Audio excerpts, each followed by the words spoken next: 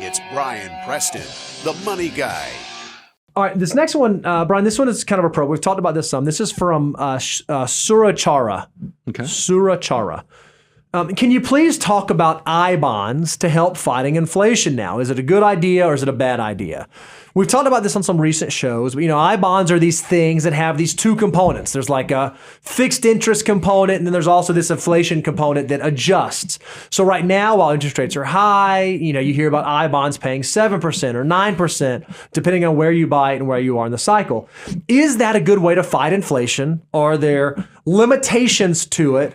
Or if it's not, are there other things I should be thinking about or other ways to kind of approach the inflation conversation? So I was on Twitter and I saw where somebody posted they talked to their parents because I guess they called their parents and said, hey, I-bonds are probably when they update the rate, it's going to be 10%.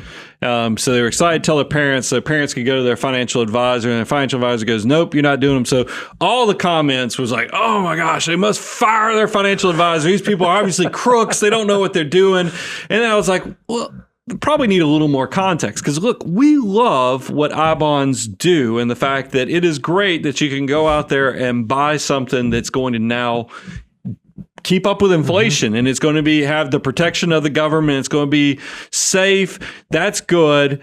But it is so good that the government's put some weird stipulations on it. The first thing is, did I say 10,000? You're kind of capped at $10,000 per person. You can go get a bonus with your refund that puts you could get it up to, a couple could get it up to around 25,000 in a year. But the problem is the government wants you to keep it at the government.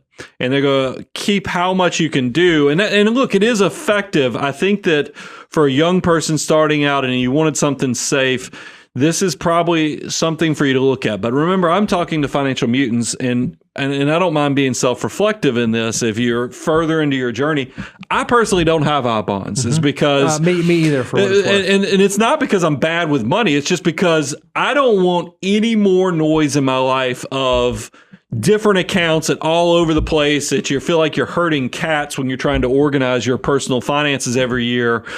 So I don't want another custodian. And $10,000 on my total portfolio, even the cash, doesn't move. The opportunity cost isn't big enough to go set up a new relationship for somebody with somebody else that I have to keep up with. So that's what I think. It all depends. I like I-bonds. I don't think they're bad. I think it depends on where you are in life. And it's just like the people who go chase credit card points and other things. There are people who do very well at that. And I don't think it's a horrible thing, especially if you're incredibly disciplined, you're a true financial mutant. But I have to look at how much time I have, how I can spend my resources.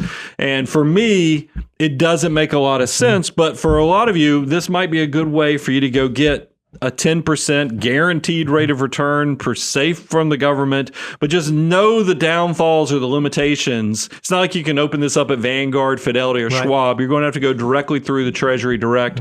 And that just creates another layer of complication that I always think people need to pay attention to.